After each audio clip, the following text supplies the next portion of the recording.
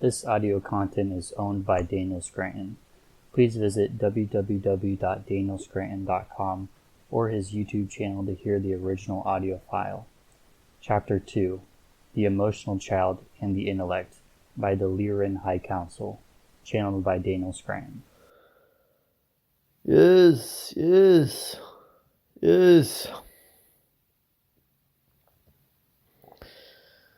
Great tidings to all of you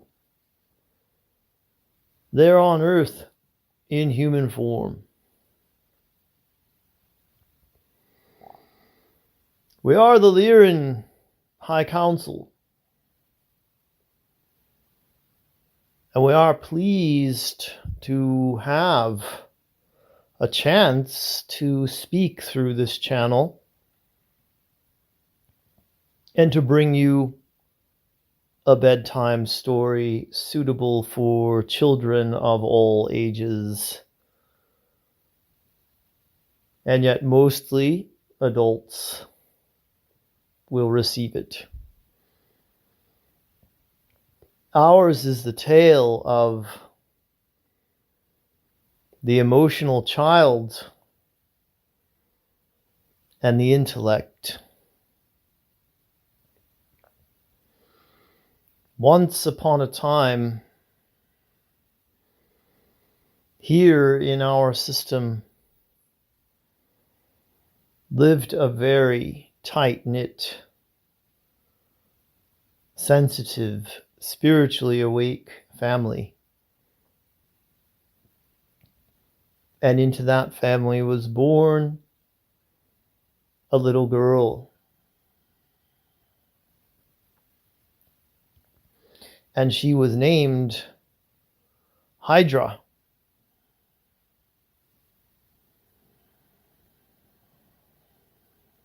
She was held with such love in the arms of her parents, grandparents, aunts and uncles, and taught the importance of her emotions, her feelings, her sensitivities, her proclivities, her interests were always supported, no matter what they were. Right next door to her and her family was born a baby boy within 2 days of Hydra's birth. This little boy's family was very intelligent. They all had impressive jobs and impressive titles.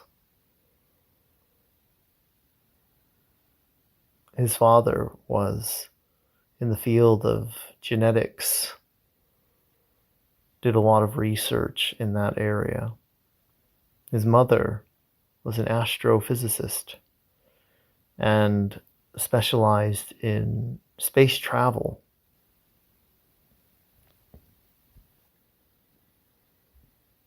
This child's name was Lupe.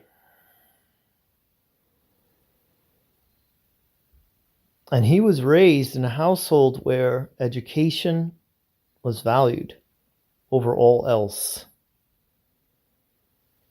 Lupe could recite his ABCs in our language, the alphabet here, at 1.5 years. Could count to 100 by the time he was 2. By the time he was 3, he was doing math problems.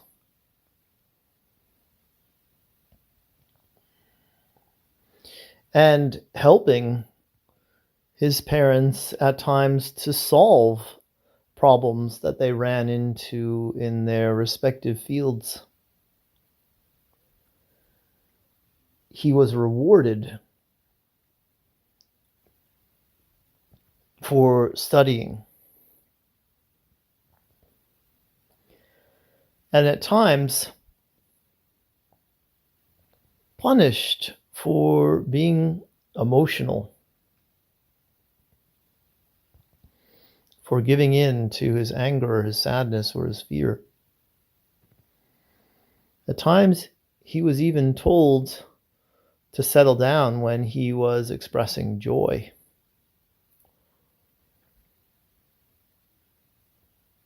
He was proud of his intellect, proud of how far advanced he was in comparison to other children. And by the time he reached the age of 4, he and Hydra both attended the same school. Both had the same teacher. Both were presented with the same curriculum, even though it was literally child's play for Lupe.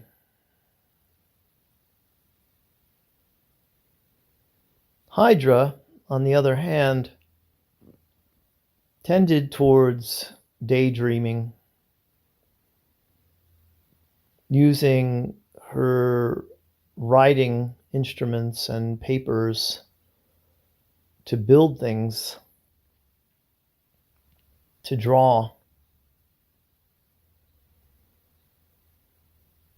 and to create games.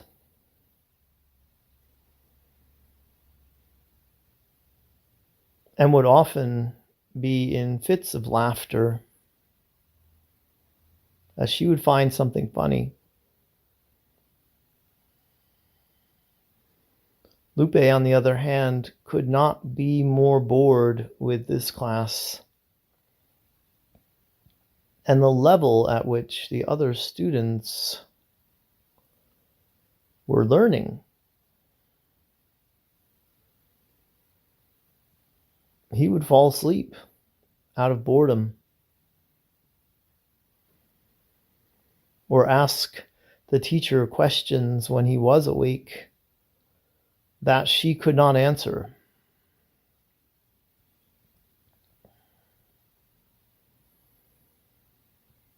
Both children's parents were called in to talk about the situation.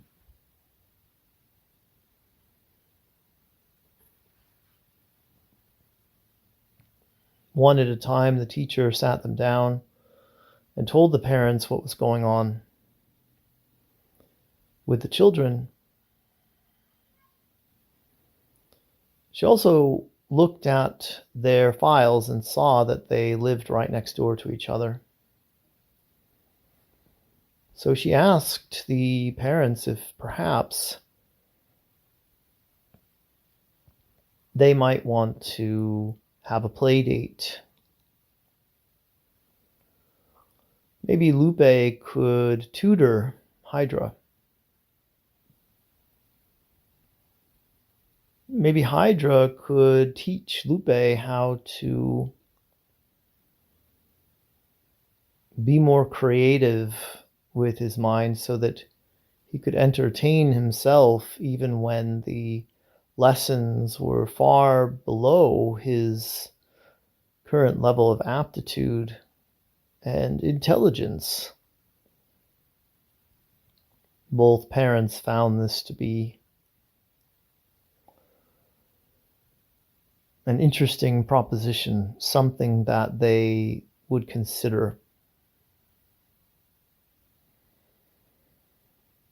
And one afternoon, when there was no school, the families got together and they chatted and talked about the school and the teacher, her suggestions, and the limitations that both of their children faced in such a learning environment as this.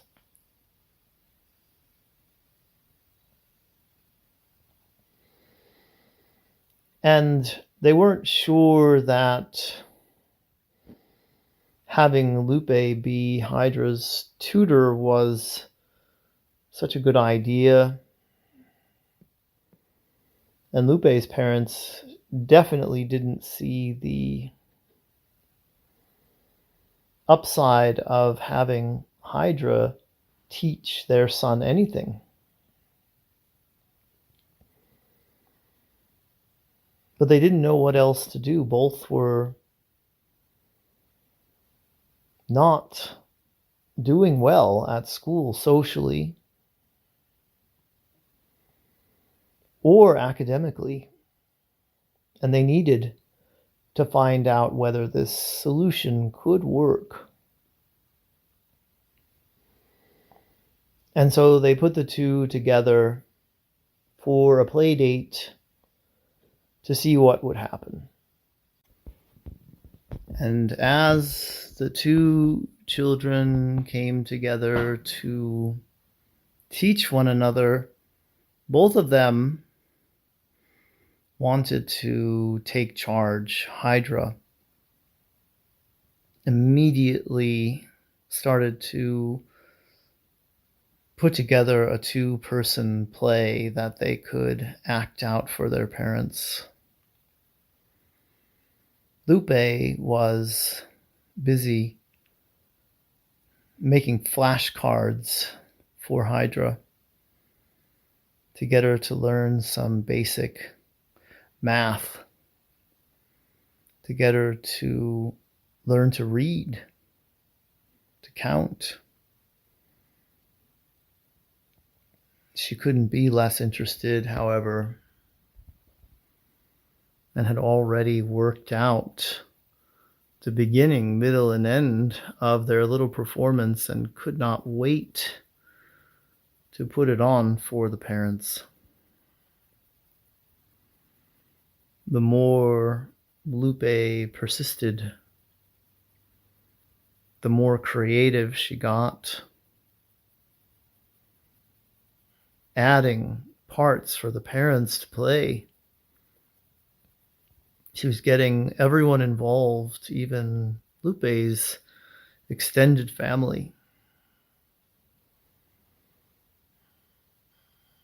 Lupe got more and more frustrated, but kept pushing his emotion of frustration down, as he was taught to by his parents. He could not understand, nor could he relate to a child that was this uneducated and uninterested in learning the basics, the fundamentals that she would need to get through life.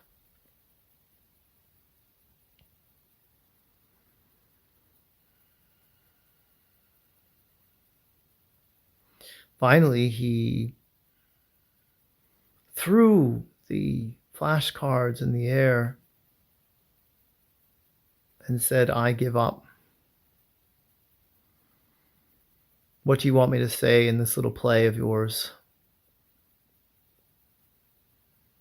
I'll do it if it will get you to stop harassing me with all of these questions about myself and what I think my character might be feeling in this scene and that scene. I don't know and I don't care, but if you give me the lines and you tell me where to stand, I will be in your little play. And then you will do me the courtesy of listening to what I have to teach you, as was the arrangement between our parents." Hydra did a happy dance that lasted for approximately 10 minutes, as little Lupe just shook his head, finding it hard to believe that the two of them were the same age and supposed to be at the same level.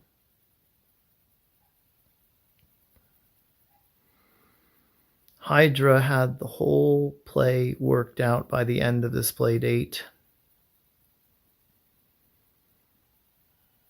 She got Lupe to write the script as he could write and read. And he actually did a fairly good job of formatting it correctly so that everyone would know when it was their turn to speak and what their stage directions were. And so in the following playdate, the two of them went through the script together, and they recited all the lines, even the lines of the parents, the grandparents, the aunts, the uncles, those who they would be recruiting, hiring, so to speak, to be the actors in their little play.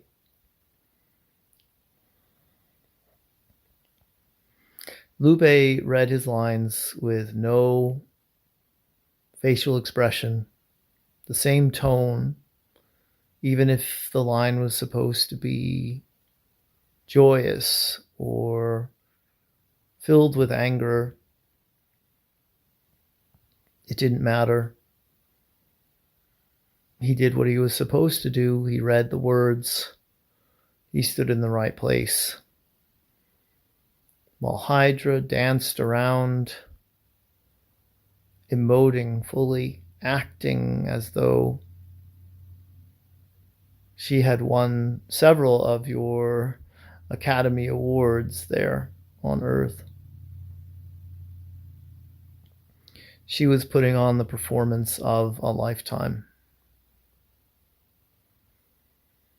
The only problem was they had no set design. They had nothing to set the stage with. No props, no background scenery. The people enjoying their performance would have to use their imaginations, and Hydra wasn't sure that it was possible for anyone to fully imagine what her vision was for this play.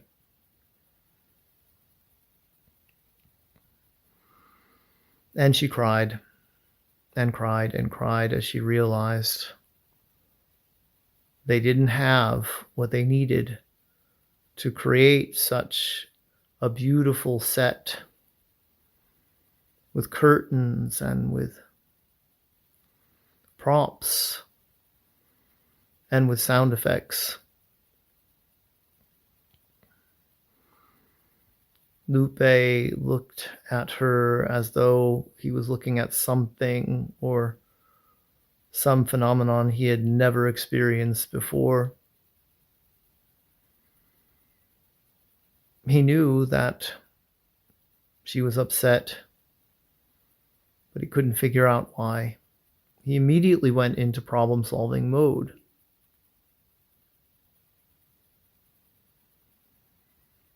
He said that they could easily create this set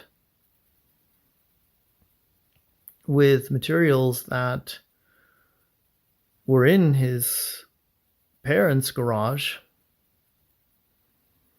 He knew exactly where they kept all the tools, the paints,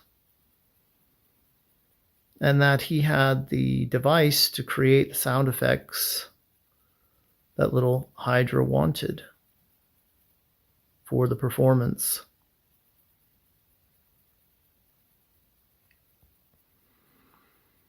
Hydra looked up from her tears, and she could not believe what she was hearing. "You did it," she said. "You solved the problem. Thank you, thank you, thank you.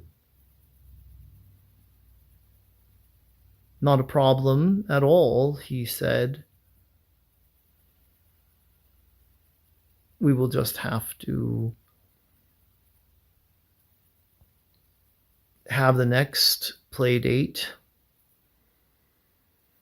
at my house, and we will build everything that we need for this play. Oh, wonderful, wonderful, wonderful, said Hydra. I love you so much, Lupe. This threw Lupe for a loop. He did not understand how she could love him or why. All he did was solve the problem that was in front of them. And he felt a bit awkward about it, not knowing what to do or say now. But lucky for him, it was the end of the play date.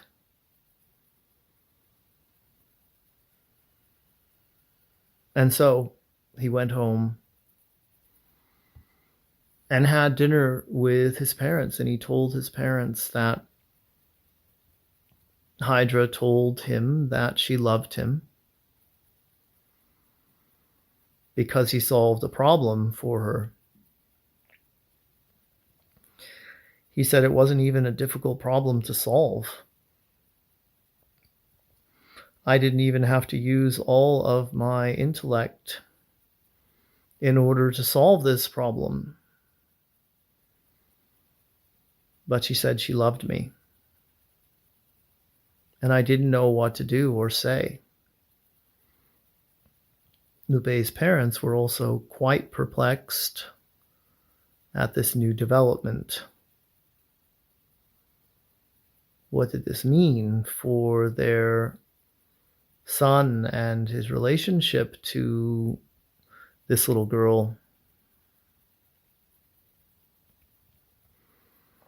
They were not only perplexed, but a little concerned about the emotional attachment,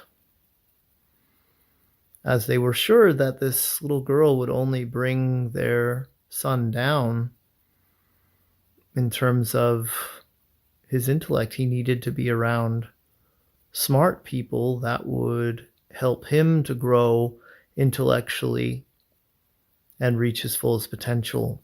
And Hydra certainly was not that.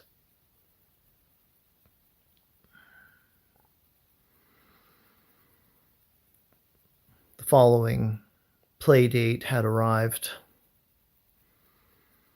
and Hydra came over to the house wearing a beautiful dress, a bow in her hair, and had little flowers in a basket.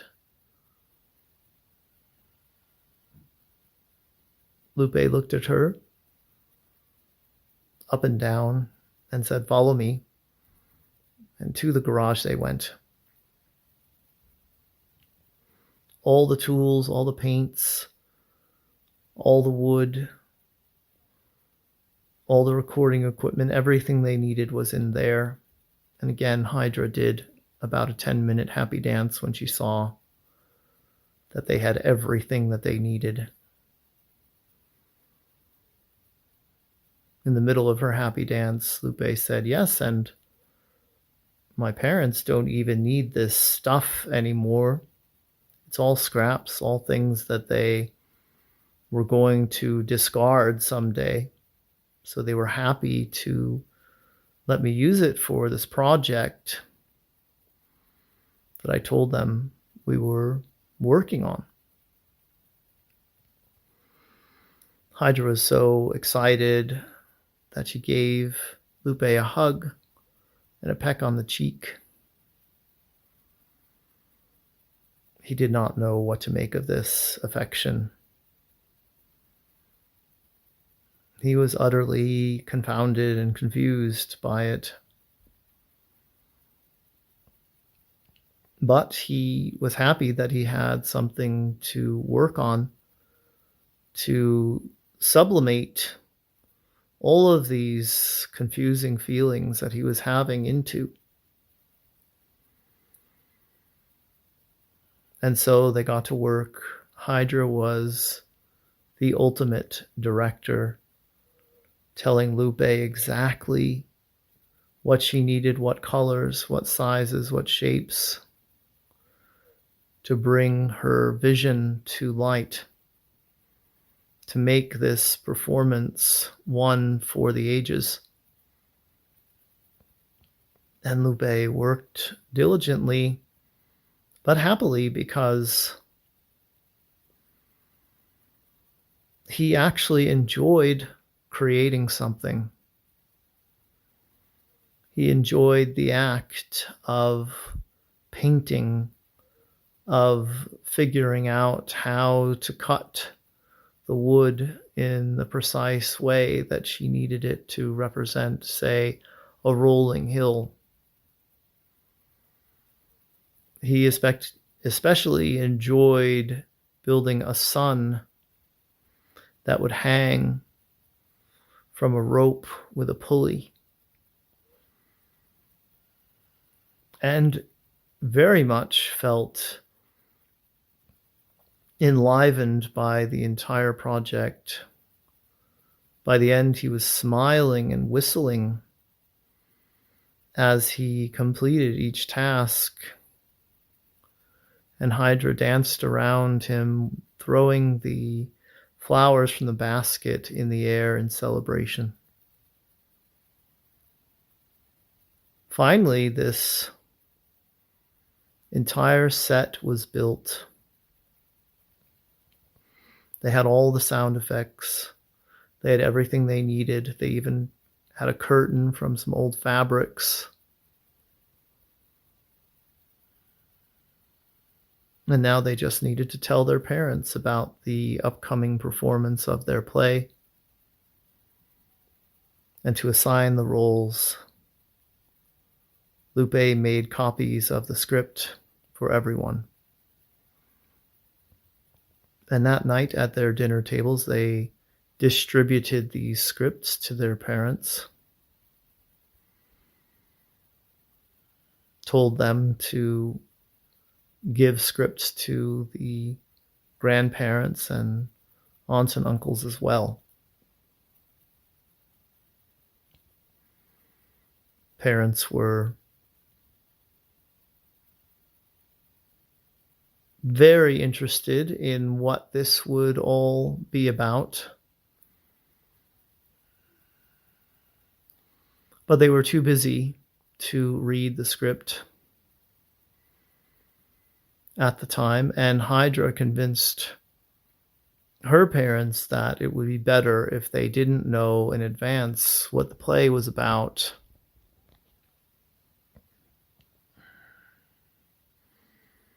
Because she thought that it would have a bigger emotional impact if they were both the performers and the audience at the same time. And so finally, the night came when the performance would be enacted for the families who were also the participants.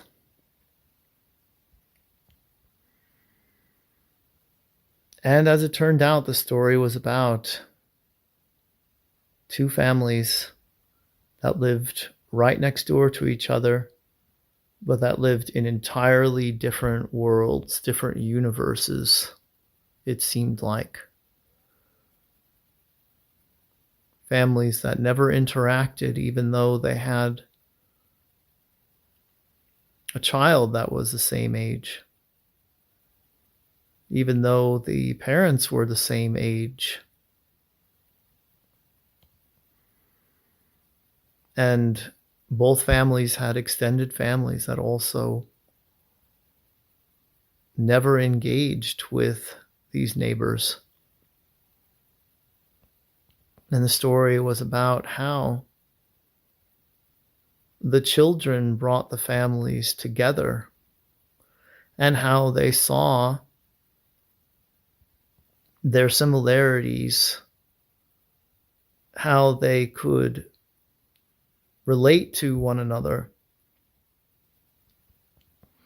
in spite of their differences.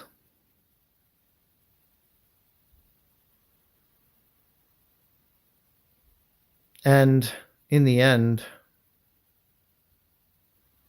all the adults were struck by the creativity, by the way the play within the play was being performed,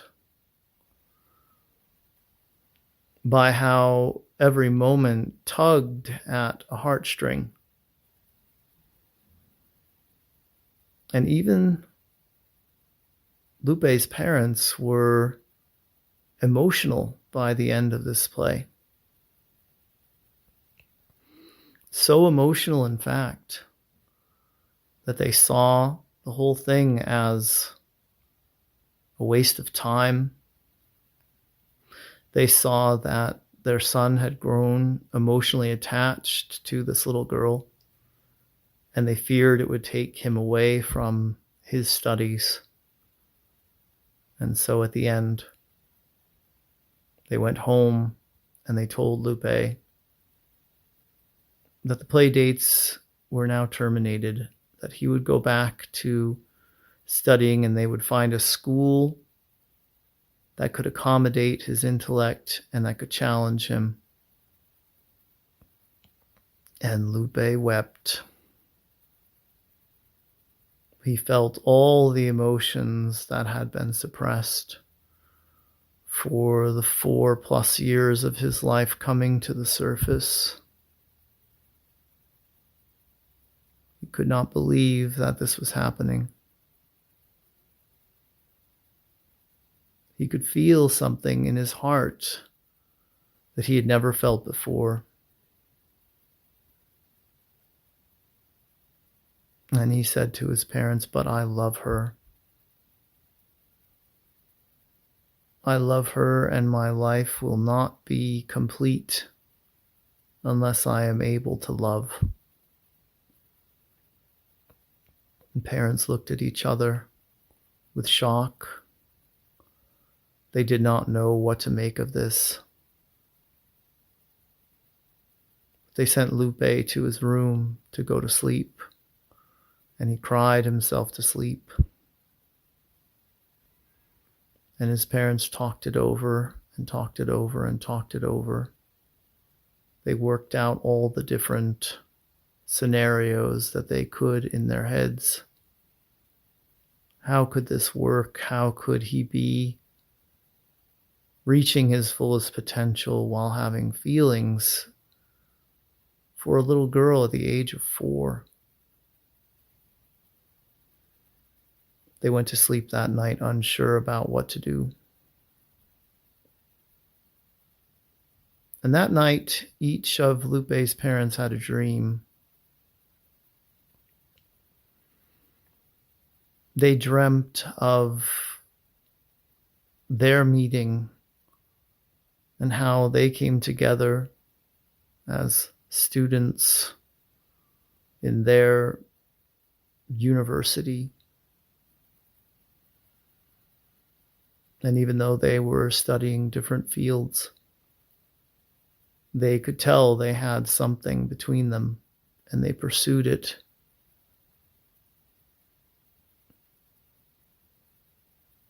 And their son, with all of his emotion coming to the surface, unlocked something with his parents. And during that night, as they were dreaming,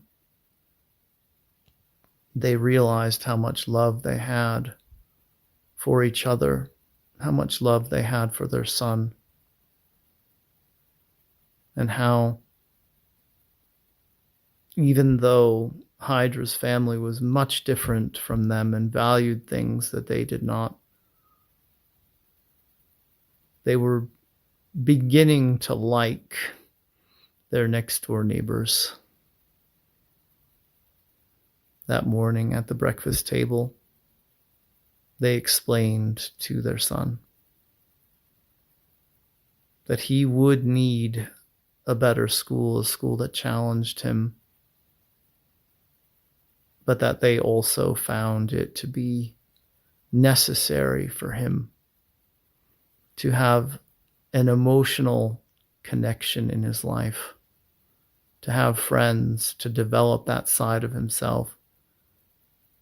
And they determined that the play dates should continue with little Hydra. Lupe then did a 10-minute happy dance and ran next door. He knocked wildly at Hydra's door. Her mother answered. He ran past her,